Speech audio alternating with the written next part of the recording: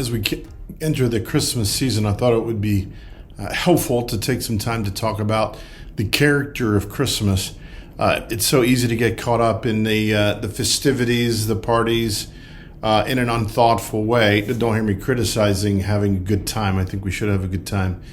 And our temptation is, why ask too many questions? We all love parties. We all having a good time.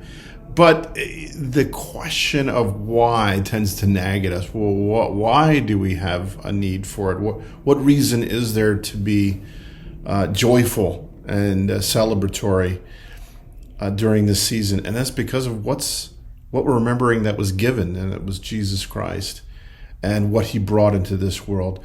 The Advent season walks through lots of characteristics of Christmas: love, joy, peace.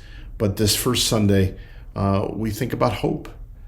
Hope. We need it. And we need hope for many different things: redemption, that things will be put right, hope that death is not the end. But one of the things we hope for is meaning. Why does this happen? Is there any purpose? And into a very stark situation in ancient Israel, the southern kingdom of Israel was going to be invaded by Damascus and the northern kingdom, and the king was despairing, and Isaiah speaks a word of hope, not only to him and his current situation, but really to a much larger problem, not just an immediate invasion, but the problem of death itself. And we get this perhaps the most memorable Christmas verse at all, prophecy from Isaiah chapter 9. I'm going to read some of it here. To the people who walked in darkness have seen a great light. Those who dwelt in the land of deep darkness, on them a light has shone. You have multiplied the nation. You have increased its joy. They rejoice before you as with joy at the harvest, as they are glad when they divide the spoil. For the yoke of his burden and the staff for his shoulder, the rod of his oppressor, you have broken as in the day of Midian. For every boot of the trampling warrior in battle tumult, and every garment rolled in blood will be burned as fuel for the fire. For to us a child is born, to us a son is given, and the government shall be upon his shoulder, and his name shall be called Wonderful Counselor, Mighty God, Everlasting Father, Prince of Peace. Of the increase of his government and peace there will be no end, on the throne of David and over his kingdom, to establish it and uphold it with justice and righteousness from this time forth and forevermore. The zeal of the Lord of hosts will do this. Hope for victory. And I talked about, there's hope for putting things right, hope for the overcoming of death, but also the hope that this all means something. The kingdom of David, the history that we have, the sufferings we've experienced, it's all going somewhere. It means something, and that is essential to human existence. Viktor Frankl was a renowned psychiatrist of the last century.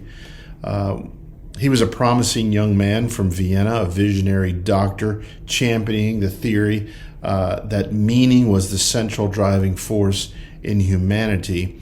And in 1942, he was also a newlywed. And that's when he and his family were sent to concentration camps. And over the next 3 years, he watched his father die of pneumonia, his mother and brother gassed, and his wife die of typhus.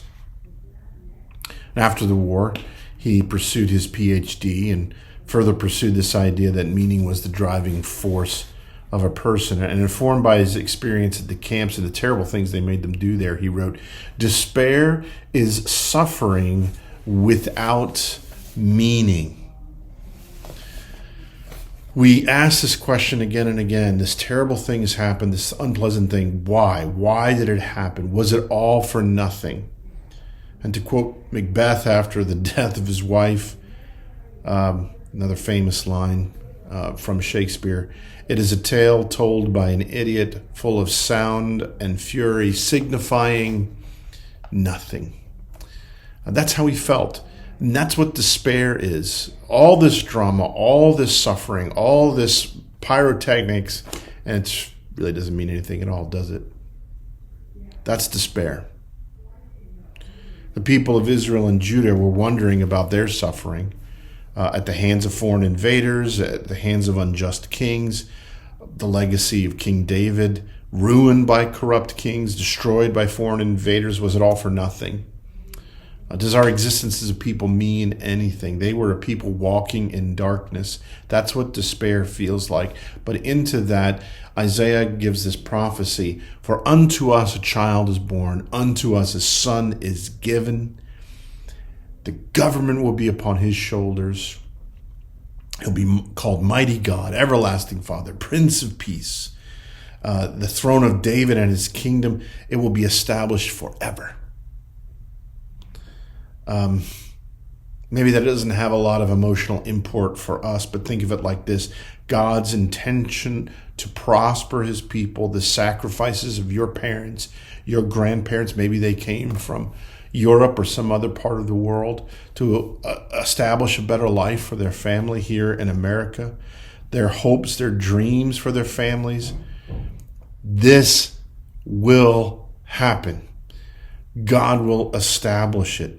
God's purposes for his children will not be thwarted. The zeal, the passion of the Lord will make it happen.